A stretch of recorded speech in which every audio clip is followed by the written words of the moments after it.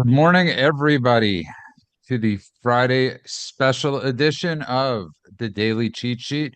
Golan Ramraz actually served in the IDF, and what we are witnessing, Golan, is one of the greatest missions so far that we have ever witnessed.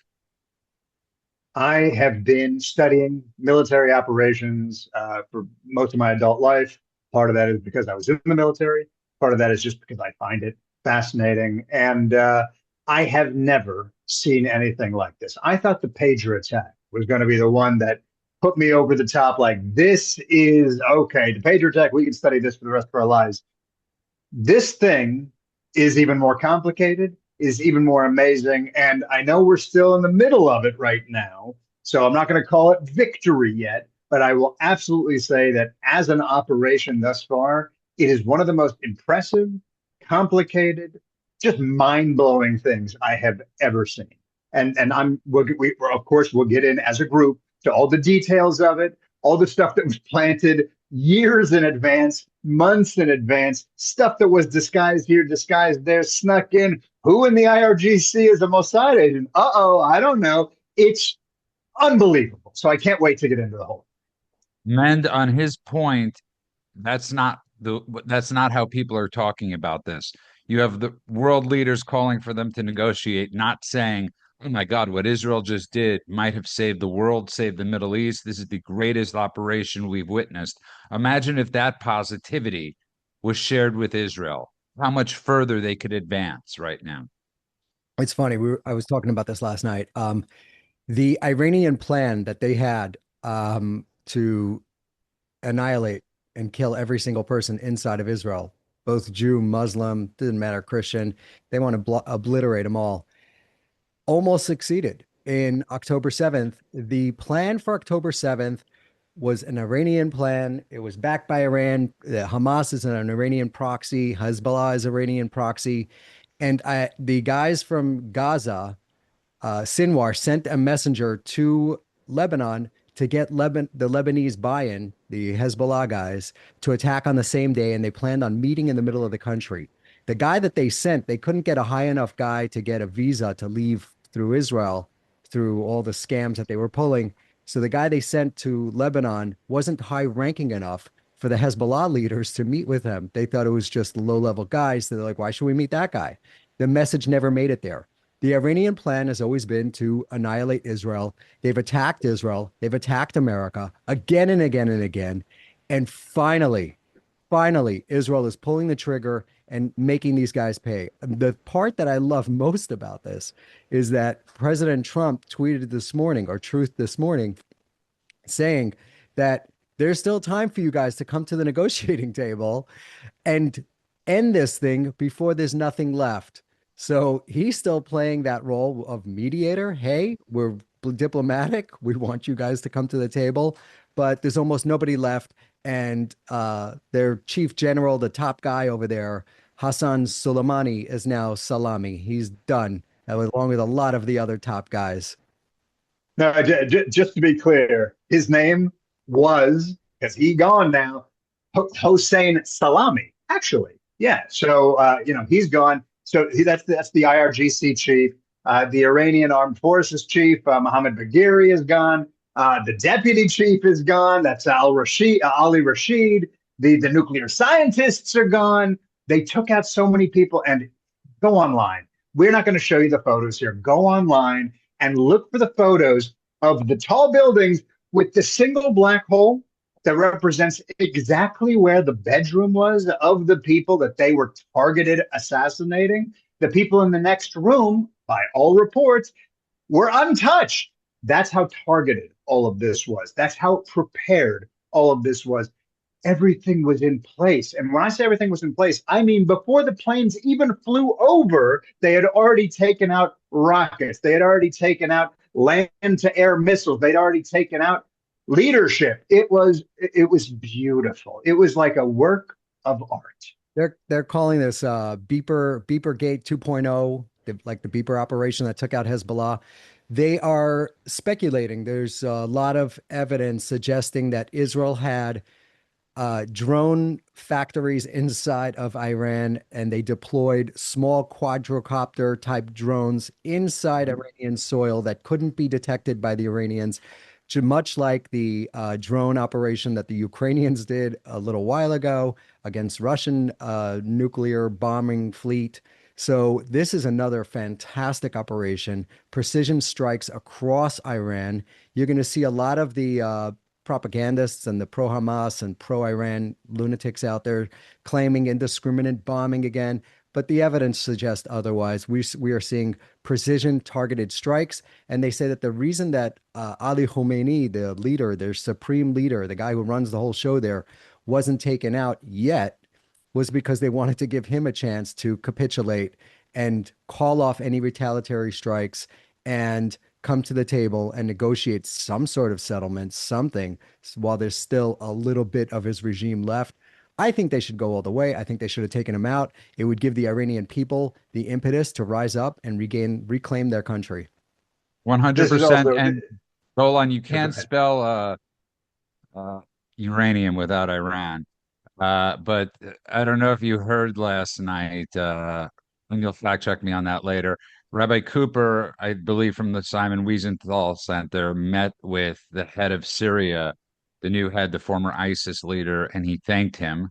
He thanked him for taking out Hezbollah because he said we would not have been able to take over Assad. And to Men's point right now, I hope Israel has a plan in place to arm the resistance because they are the ones that are going to have to topple the government.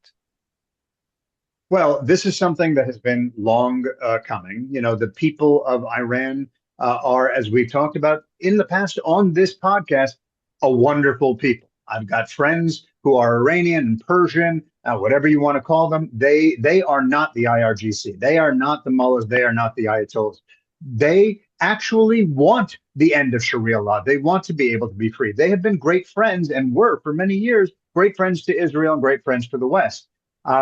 The idea of bringing back the prince is something that has been long talked about, and the people rising up has been something that's been long talked about. And to your point, Judah, the idea of now, of course, being a moment that they are being encouraged to do so is actually already in progress. The symbol of the name of this operation was Operation Rising Lion, and the symbol of the lion and the sword is something that already is being disseminated within Iran or Iran, and to the people saying, rise up, this is your moment. And the news that's coming out of Iran, those people who are able to respond from inside the regime are saying thank you to Israel. It's really important because while the news loves to skew and the people who are getting the news are just swallowing whatever propaganda is being given to them, the people who actually are on the ground and being affected by this are pro-Israel and are saying thank you to Israel. I was at the gym today, and in the middle of the operation, I was at the gym, and I was like, between every set, I'm texting, and I was texting with people from inside the administration, both in the United States and in Israel, people on the ground. I was getting firsthand information also within Iran. So I was getting all this stuff, and my trainer is just listening. He doesn't know what's going on. He's tell me more, tell me more. And he said, the woman who was just here before you was like, can you believe Israel initiated this strike? And I was like, oh, what channel was she watching? Because that's the thing. The information you're getting is going to be filtered through whatever filter they want you to swallow. And the mainstream media is still pushing this idea of if Trump is into it, it's got to be bad. If Israel's into it, it's got to be bad. Jews, probably not good. All of that stuff. But the people who actually are under the thumb of the Ayatollah in Iran are the ones saying, thank you to Israel, thank you to the Jews, thank you to Trump. And I think that's going to continue both there and when we finally liberate Gaza as well. But we can get into that another time. So you have a lot of the talking heads. I would specifically call out Sagar and Jetty, who is supposedly a conservative on a demented show called used to be called Rising, and I think now they're called Breaking Points. He came out saying Israel ruined the negotiations between America, and this is just treasonous and blah, blah, blah, blah, blah, blah, blah. I'm looking at something else here. This is from the Telegraph, and this was reported all over the place. On April 11th, 2025, Trump tells Iran to make a deal or it's over. Donald Trump has given Iran 60 days to agree to a nuclear deal. Yesterday was day 61 to the day. So he gave him 60 days. They started talking all tough the last couple of days. They were saying, no, absolutely not. We're going to have to enrich uranium on soil. He said, nope, you cannot enrich uranium. You got to get rid of that entire program. We'll give you 3% enriched uranium, which you could use for energy. There's no reason for you to have the manufacturing capability on your land to enrich uranium when we're going to give it to you that's good enough for power. The only reason you would want it to have the capability to enrich uranium is because you want to go from 3 to 90. And at 90, you make a nuclear bomb. He said no. They said absolutely not. They were talking all tough. And then 60 days ran out and boom. I called this. I said this was how it was going to go. I said, what's the big deal? You give them a little bit of time, try to negotiate, try the diplomatic route. And if it doesn't work, then you drop the bombs. It's not ideal. We don't want to do that. But that is what is going to happen. That is what's happening. And then Trump came out with a fantastic statement. Marco Rubio came out and said, we were not involved in this attack. So what does that mean? That means in the Iranian response, they have two options. One is they could not target U.S. bases, which would be fantastic, protect American lives, and try to retaliate against Israel alone. And then America and Egypt and Jordan and Saudi Arabia and all those other countries could help defend Israel. Defense is okay. They just don't want offense. Or the Iranians could open up a new front and attack America, and then they get smashed to bits. So that is the options on the table now. It was a genius play by Marco Rubio and this administration to come out and say we were not involved in that, because that puts the onus on the Iranians to decide what they're going to do. And if they decide to attack America, oh, it's going to be fun. Get your popcorn ready. This is going to be a show to watch. I'd like to, just because you're talking about that 61st day, I'd like to read a couple of Truth Social posts by President Donald J. Trump. I think everyone will really enjoy this. This is my staged reading. Here's the first one. I gave Iran chance after chance to make a deal. I told them in the strongest of words to, quote, just do it. But no matter how hard they tried, no matter how close they got, they just couldn't get it done. I told them it would be much worse than anything they know, anticipated, or were told, that the United States makes the best and most lethal military equipment anywhere in the world by far, and that Israel has a lot of it, with much more to come, and they know how to use it. Certain Iranian hardliners spoke bravely, but they didn't know what was about to happen. They are all dead now, and it will only get worse. There has already been great death and There's your destruction. comedic Don, by the way. There's your comedic Donald Trump. Oh, he is. I'm telling you, comedic mob boss President Donald Trump. I'm going to finish the tweet. There's already been great death and destruction, but there's still time to make this slaughter with the next already planned attacks being even more brutal come to an end. A little subtle threat there. Iran must make a deal before there is nothing left and save what was once known as the Iranian Empire. No more death, no more destruction, all cats. Just do it before it is too late. God bless you all. That's the first one. The other one's a lot shorter. It's just wonderful. 2 months ago, I gave Iran a 60-day ultimatum to, quote, make a deal. They should have done it. Today is day 61. I told them what to do. They just couldn't get there. Now they have, perhaps, a second chance. Man, subtle the man is not, but hilarious he absolutely is. I just want to get quickly to what's very interesting. You're seeing a bunch of people condemn Israel, including people, as men mentioned, in the isolation, whatever you want to call them. It's just a bunch of jackasses. But it's interesting to note Trump, with the Abraham Accords, had a vision of that region being the new European Union. And the countries last night that helped intercept the missiles were obviously Israel, the USA, the UK, Saudi Arabia, Azerbaijan, Qatar, Jordan, and Turkey, and the United Arab Emirates. the people that have the highest skin in the game to make sure that Iran does not have a nuclear weapon. And these are the people not complaining. I find it interesting that people thousands of miles away are the ones bitching. Yeah, I love that Saudi Arabia is one of the groups, one of the people that are helping out, making sure they knock down all those drones. They still have to play a little bit of that game. So when Qatar and the UAE and Oman were like, strong statement against Israel for initiating, Saudi Arabia's like, yeah, us too. But like, we're going to go take care of these drones real quick. We'll be right back. Like, love that. Okay, fine. We all get that the game is being played, but look at who is condemning. Besides the, like you said, the jackasses. You're talking about Putin, well, okay, the moral arbiter, Putin, didn't like it. The United Nations, trash fire of swill that it is.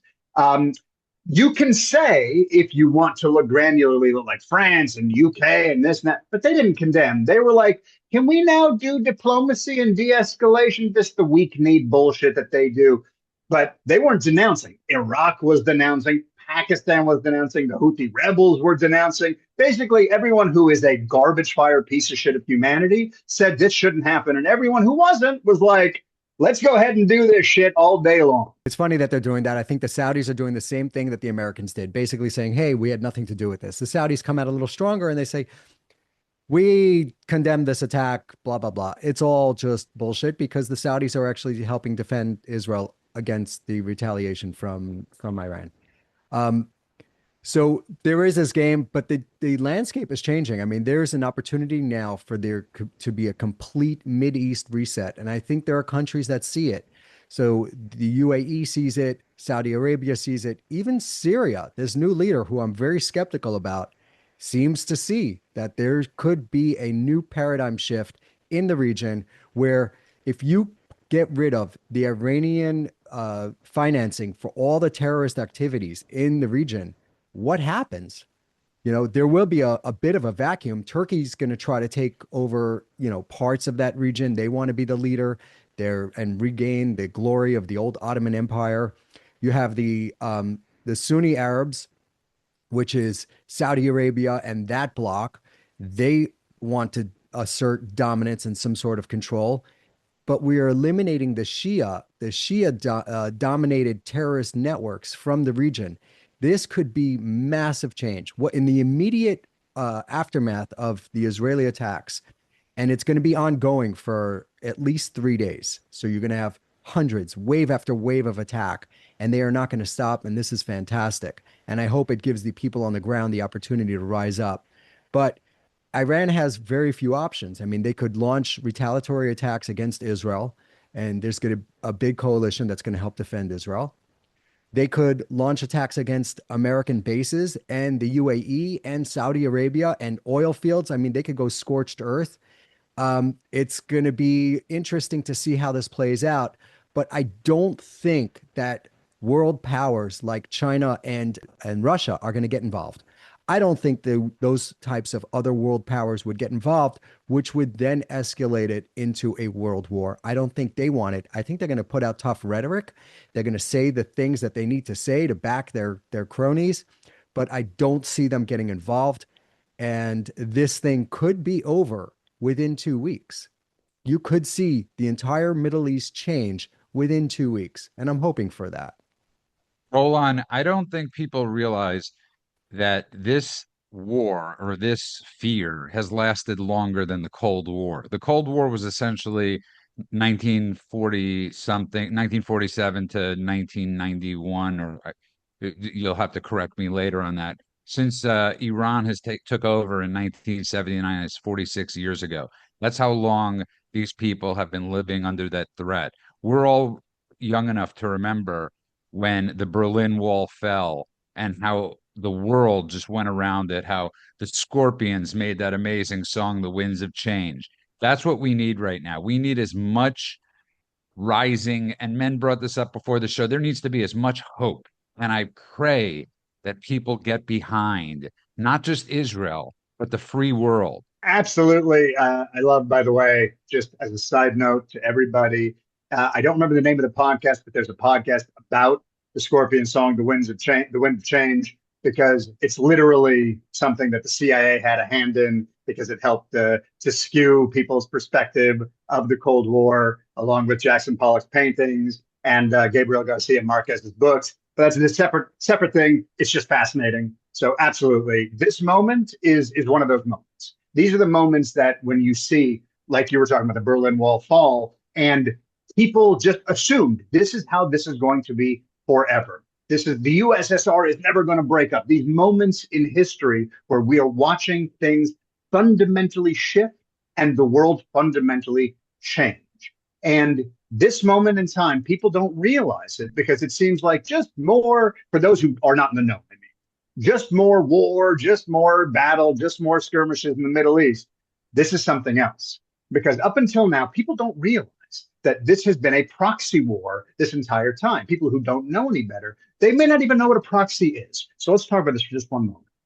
A proxy is essentially where you are fighting with somebody who is working on behalf of somebody else, but you are not fighting directly with that other party. So when Hamas on October 7th comes in and does its massacre, that is on behalf of Iran. When Hezbollah is attacking, that is on behalf of Iran. When the Houthis are doing their thing, financed and on behalf of Iran, and on and on. Iran, one of the, if not the, it's either Qatar or Iran, I don't remember which one's number one and number two. They're neck and neck like Coke and Pepsi for the biggest sponsors of terror worldwide. When you go after Iran, as Israel is doing now, if the regime topples, okay, if the Ayatollah is dismantled, then there are no more proxies. All of the terror that it has been sponsoring and supporting and pushing out into the world up until now, all falls. It's like the thing in the movies where you kill the main boss and then all the underlings fall to the ground. It's that. And so this changes the entire equation. That's why you are seeing Iraq.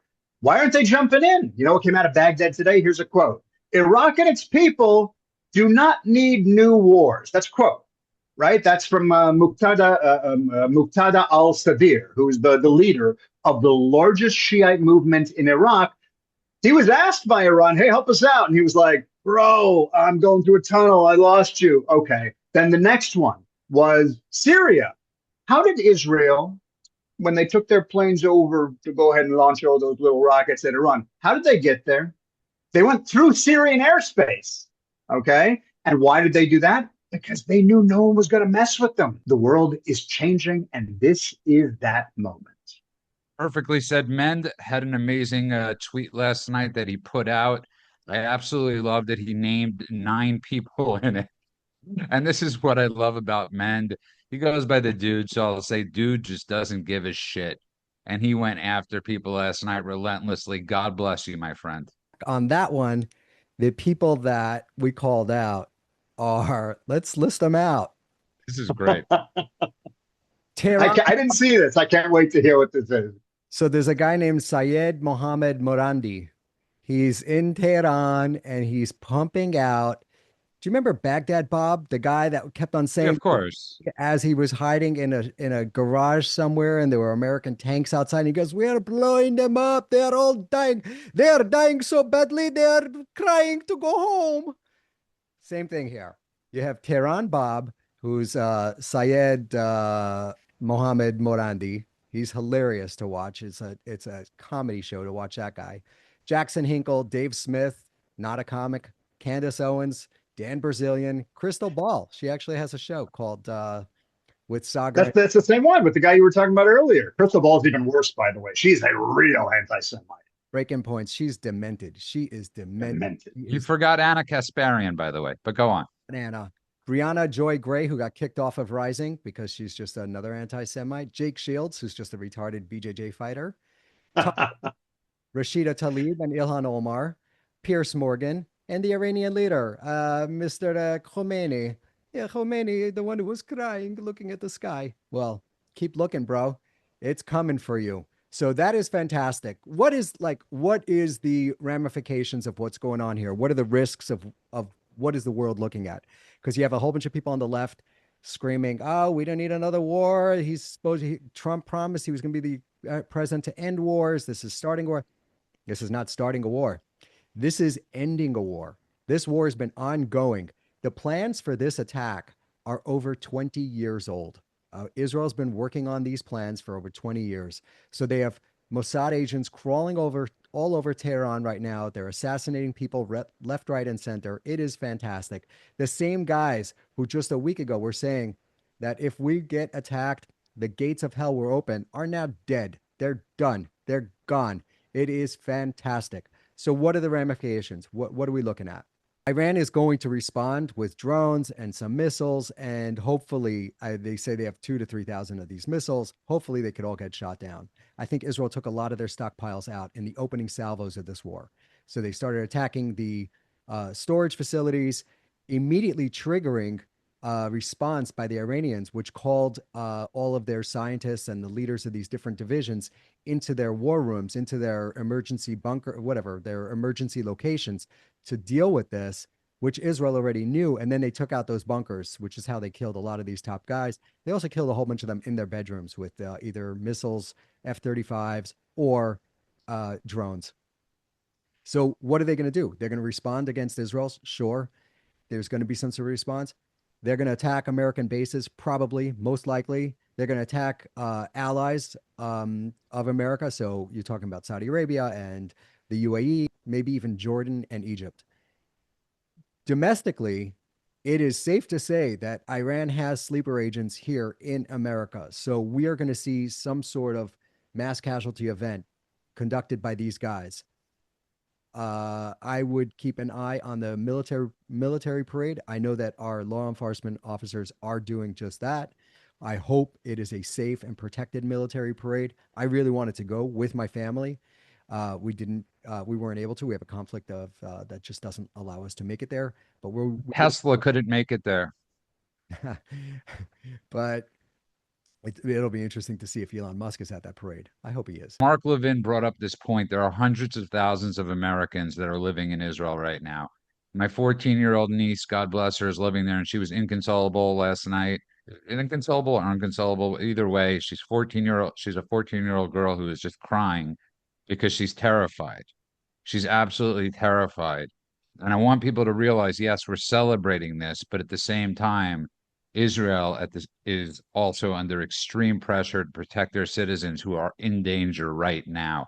The media loves to portray Israel as the aggressor, but never, even after October 7th, shows the humanity of the Israelis and how much, and the citizens that live there and what they've brought to this great world. I will answer in a couple of ways. I'll answer by talking about what I've seen in the media. I'll answer by talking about what I've talked to my friends about who are there, and I'll answer by talking about the conversation I had with my father this morning. I talked to him. He was supposed to be coming to visit me on Tuesday. He's like, I may not make it because I don't know if planes are going to be leaving. All right, the grandkids are going to be disappointed. I said, how you doing? You know, with everything that's going on. And he was like, my wife and I just went to get coffee, and I'm going to go hit up the gym to do some CrossFit. He's 84, by the way.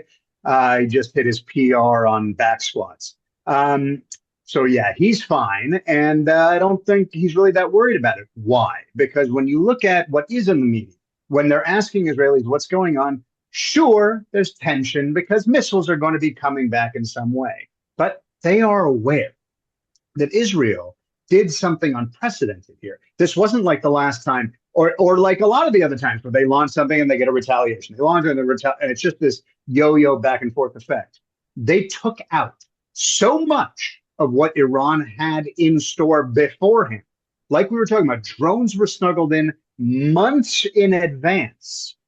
Why? Because they were planted in places where they store their ammunition and their munitions and their weaponry. And then these were kamikaze, death drones, basically, that basically all just went off and blew up all of their rockets and stuff that they had ready to go, all their air to land to air rockets and all their long distance rockets. It's not all, perhaps, but a hefty amount of them. They had mapped out where everything was ahead of time. Okay. In addition to that, they had all these civilian or things that were disguised as civilian vehicles that were actually rocket launchers that had been set up also months in advance that were aimed at all the rocket launching sites. They all went off simultaneously before the plane showed up. So the Israelis are aware that they're crippled right now. Iran was already crippled, and now they're even more crippled. So right now in Israel, I just before we started recording, I was on with my friend Anna. She's in Tel Aviv, and she's like, "Oh man, I know they're going to do something at 2 in the morning, and that's going to suck because I'm going to have to wake up in the middle of the night." But besides the annoyance factor, Israelis are calm right now. That's the word that has come out over and over again. Even in publications that are anti-Jewish and anti-Israeli, like The Guardian, they wrote a whole article about, here, I got a headline right here. Israel's calm as Iranian retaliatory attacks afoot. Okay, so that basically tells you everything. Israelis in triumphant but foreboding mood after unprecedented Iran strikes. That was the Guardian headline. These things are basically true. I talked to my friend Guy. He said this felt different than the other times. We were ready. Someone else in the article, a guy named Uri, who I don't know, but in the article said, quote, "I don't really care, honestly. I'll just go to a shelter and I'll be okay." They're feeling triumph. They recognize that this is a moment where the world is changing. They recognize they are at the forefront of that movement. This is not something where they are freaking out with their hair on fire like a lot of people would. Israelis, beyond the fact that they're used to this kind of life, unfortunately, this one feels like the best version of that type of life. It's something that the Iranians haven't learned from Saddam Hussein. And the same thing is in Syria. What these guys keep on doing, and Trump called him out on it. He even called Zelensky on it. He's like, listen, you don't have the cards. You can't make demands. Remember, he told us to Zelensky, you just don't have. This is and Zelensky's response was that this isn't a card game. Yeah, well, Zelensky, but stand-up comedian, cross-dresser, whatever he is, who cares? The Iranians in the negotiations for this Iran whatever nuclear deal, they were playing tough without having the cards. And Trump, when you have the nuts, you don't need to bluff, you don't need to threaten. You have the nuts, you have the cards. He knew he had the cards. He knew the Israelis can do this. So just like Saddam Hussein was claiming that they have so much firepower that let the Americans come, and he was all defiant, and then he was, hiding in a pit somewhere when they actually did come. Same thing here. The Iranians were at the negotiating table. They could have saved their country, not their country. The country's getting saved right now. They could have saved their regime, but they bluffed. They got all, puffed up and said the gates of hell will open. Well, the gates of hell have opened. It's opened up on the regime. These guys are getting their asses kicked, asses handed to them. Most of the top leaders are done, and the rest of them should be done soon. We're going to be doing this all weekend long. We're going to be giving continual updates from, it's not just our perspective, it's from Golan and Men. This is phase one. Golan, I want to let you take us out because people often forget that when Iran attacked Israel last year with those ballistics, Israel took out their air defense systems and they weren't able to rebuild. And that's probably one of the most successful parts of this mission. I would say that plus everything else. I mean, the number of things that Israel was able to pull off, both before and now. I mean, the idea, I keep saying it because it's like I'm trying to wrap my mind around how many months and years in advance did they have to plant some of this stuff to make this work. It's like the pager thing. If you recall the pager thing, they had to set up a company and establish a presence and sell stuff and have people using them for a long time. And the only reason they launched when they did is because one of them started to get hot and they were worried they were going to open it up. That is, James Bond couldn't come up with stuff like that. And the stuff they're doing here is, if Mission Impossible was multiplied by a bajillion, you might get close to what Israel actually does. Perfectly Ethan said. Hunt ain't got nothing on the Mossad. And so everything that you're talking about, from taking out the ballistic missiles, by the way, I didn't even go further. I mean, there's so many details we haven't even gotten into, which we don't have time to get into all of them, but let's just do one really fun one, which is they lulled a lot of the Iranian officials into a fake meeting in order to get them in one location, and they bought it. They fell right into the trap. Two Israeli officials claimed to Axios that Trump and his aides were only pretending to oppose an Israeli attack in public. And I understand, I don't have verification of this, but this just came out, and I'm at least going to look into it. He didn't express opposition in private. We had a clear U.S. green light, one claimed. The goal, they say, was to convince Iran that no attack was imminent and make sure Iranians on Israelis' target list wouldn't move to new locations. Netanyahu's aides even briefed Israeli reporters that Trump had tried to put the brakes on an Israeli strike in a call on Monday, when in reality, during that call, they dealt with coordinating ahead of the attacks, Israeli officials now say. We'll see if all of that is verified, but it certainly is interesting. It just makes this thing even more unbelievably incredible, especially because Trump knew what he was doing all along. And, sometimes we question stuff and later we're like, oh, headlights. Man, you didn't question it. I did. Why did he say that out loud, that he told the Israelis putting handcuffs on the Israelis? Well, now we understand. And, you knew all along. I was skeptical. And once again, I love that I was proven wrong. I love it when I'm proven wrong when it comes to stuff like this. The way the media reports all this stuff, there's one common theme that they miss, and that is the basic concept of cause and effect. It's the one thing that they just miss every single time. They go, Israel attacked Iran. That's not the way it went. Israel attacked Gaza. It's not the way it went. Israel attacked Hezbollah in Lebanon. Cause and effect. Had Lebanon not attacked Israel, Israel would not have taken out the entire Lebanese Iran militia up there called Hezbollah. Had Hamas not attacked Israel, Gaza would still be intact. Had the Iranians decided to just prosper, live a happy life, nope, they had to call for the death of Israel and death of America. And now look what you got. Eat it. This is what happens. It's cause and effect. You start something, something else is going to happen. And a lot of times, and especially in these situations in that region, it's very bad for the people that started it. The Arabs have done this consistently since 1948. When Israel was declared a state, reborn the Jewish state. Since 1948, let's talk about that.